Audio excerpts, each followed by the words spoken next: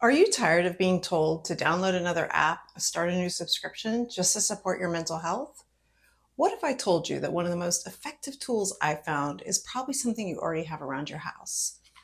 A simple notebook. Look, I've done therapy and I've downloaded the apps and joined the memberships. But this cheap notebook from Target is consistently more useful to me than almost any other resource I use. And in today's video, I'll share with you why journaling can be therapeutic, what notebook I use and why that matters, and how my own practice has evolved to support my self coaching practice. Because look, it doesn't need to be complicated and expensive in order to change the way you think. So, why I find journaling so effective is that it allows me to get thoughts out of my head and down on paper, which may not sound like much, but I actually find it very therapeutic to handwrite those notes and get it out of my head. A lot of times, just the act of slowing myself down where I have to handwrite something allows me to kind of organize my thoughts. And then once they're on paper, I can have a look at them.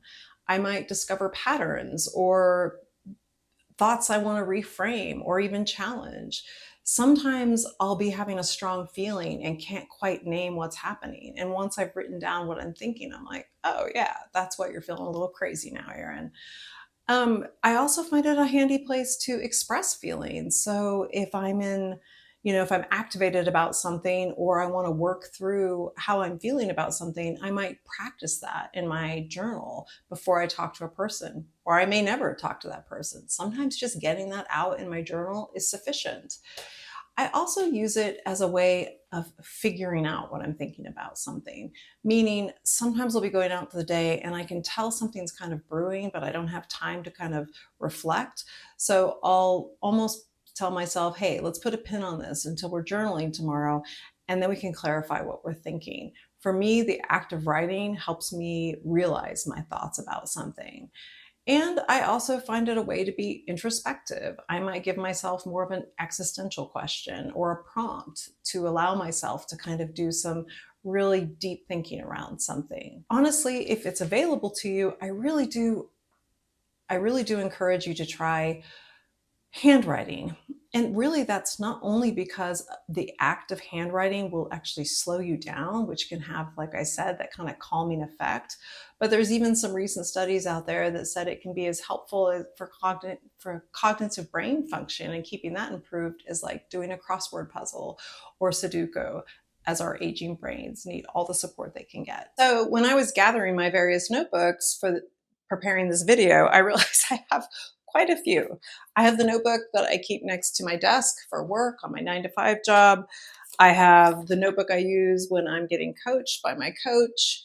And probably the one I use the most is my kind of daily journal that I use in my morning practice. I also have a separate notebook that I use for YouTube. And, throughout the years, I've had various versions. I will say that you probably noticed that all of my notebooks are of this kind of cheap and cheerful variety that you can get at any box store. And that's on purpose. And the reason that is that I found when a notebook was expensive or was really fancy, that I felt more precious about what I was writing. And instead of just allowing myself to write what was on my mind and get the thoughts out of my head, I started getting caught up in perfectionism around this. And thinking, what if somebody saw this later? What would they think? And honestly, that's not how I wanted to use a journal or a notebook. So even though these aren't fancy, I will say they are cute to me. And my pro tip is to go at kind of back to school time at any of these stores right before, and kind of go early, and then you'll have your pick of how many different notebooks you want. I usually buy them by the dozen because, again, I use them for so many different purposes, but it's a nice time to try that out. I have been in a place where I forgot my notebook, but I really knew that I wanted to write something down or record something. And so I've just popped to a grocery store and bought a cheap composition book. Honestly, I just like to keep it simple for the purposes that I use it for. And again, when I'm done with these, I end up recycling them, but I'll give you a little more information about what I do with it before I get rid of them. Now, I've always kept a journal ever since I was little and can remember. I think my first one was probably a Christmas gift and had a little gold key and lock that I'm sure you could undo with a bobby pin, so hardly secure. And I think it had about 5 lines per day. And so I did write into it, and I kind of created like a friend, like a dear diary. When I looked back at this as an adult, I found that there were plenty of places that I didn't enter anything, or I would just say, I don't have anything to write today, or something really boring like that. And then as a teenager, I developed more of a habit of having a notebook in my bedroom or somewhere close where I could write down and record my thoughts. And sometimes it was more telling what happened during the day. I would be talking about the boy I had a crush on. And 3 days later, a different boy I had a crush on. And so, again, those were more just a getting it out of my system and processing. I then kind of evolved into using kind of a morning pages practice, like a Julian Cameron from the Artist Way, and I'll put a link into the notes here. But that was a more prescriptive practice of writing for 3 pages, or was it 30 minutes? It might have been about the same thing. 3 pages might take about 30 minutes.